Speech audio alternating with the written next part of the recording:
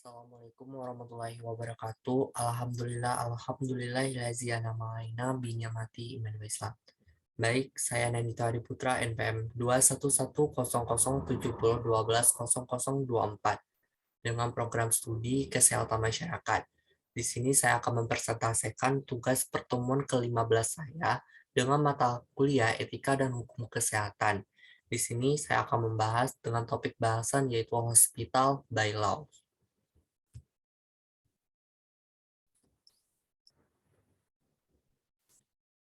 Pertama, yaitu Hospital by Laws. Hospital by Laws berasal dari dua buah kata, yaitu hospital yang berarti rumah sakit dan by laws berarti peraturan setempat atau internal. Secara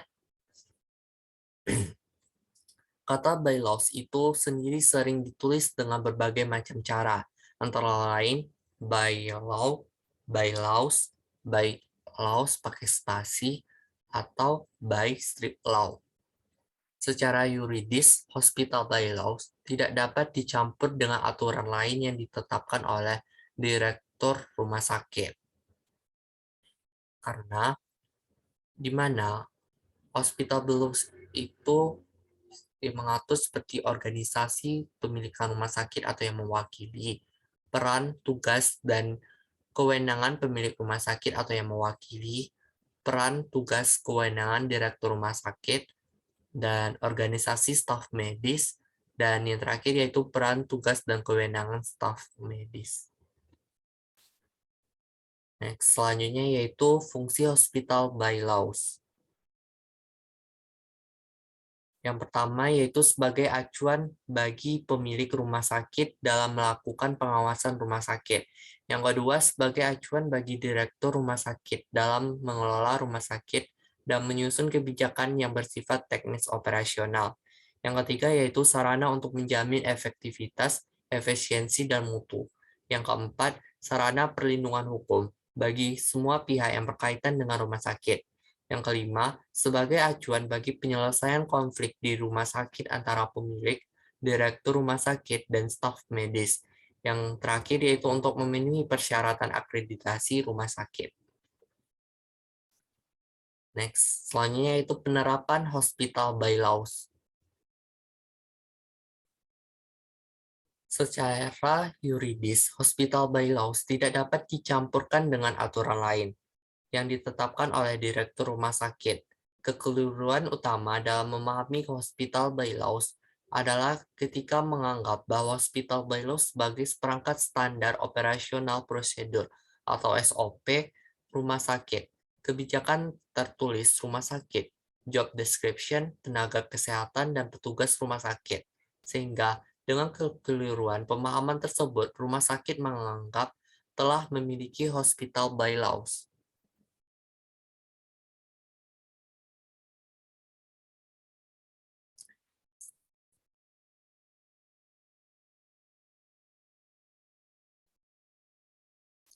Secara garis besar, rumah sakit di Indonesia terdiri dari rumah sakit yang dikelola oleh pemerintah dan rumah sakit yang dikelola oleh swasta.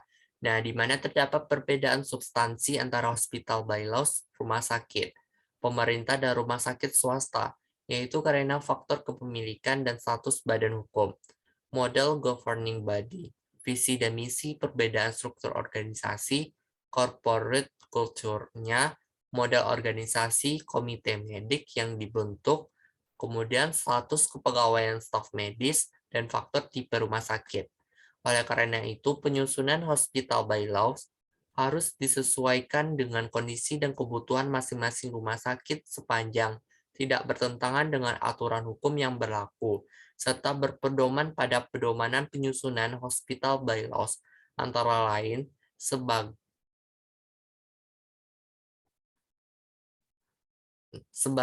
diaturnya pada Keputusan Menteri Kesehatan Republik Indonesia Nomor 772 garis miring Menkes garis miring SK garis miring Romawi 6 garis miring 2002 tentang pedoman peraturan internal rumah sakit atau hospital by laws.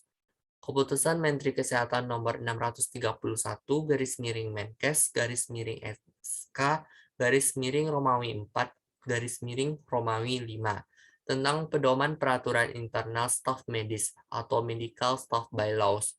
Untuk kemudian hospital bylaws yang telah ditetapkan harus disosialisasikan pada setiap lapisan organisasi rumah sakit.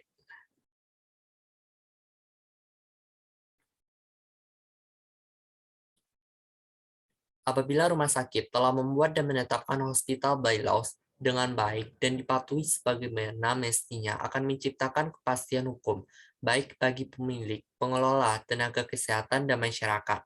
Oleh karena itu, hospital bylaws bukanlah suatu peraturan standar yang dapat ditetapkan begitu saja bagi setiap rumah sakit dan bukan merupakan suatu peraturan yang memuat ketentuan yang individual, namun merupakan aturan yang juga bersinggungan dengan hukum perdata, pidana, dan administrasi yang dianjurkan untuk berkonsultasi dengan ahli hukum dan penyusunannya. Baiklah, sekian yang dapat saya sampaikan. Apabila ada kesalahan, tolong dimaafkan. Terima kasih atas semua perhatiannya. Saya akhiri dengan Assalamualaikum warahmatullahi wabarakatuh.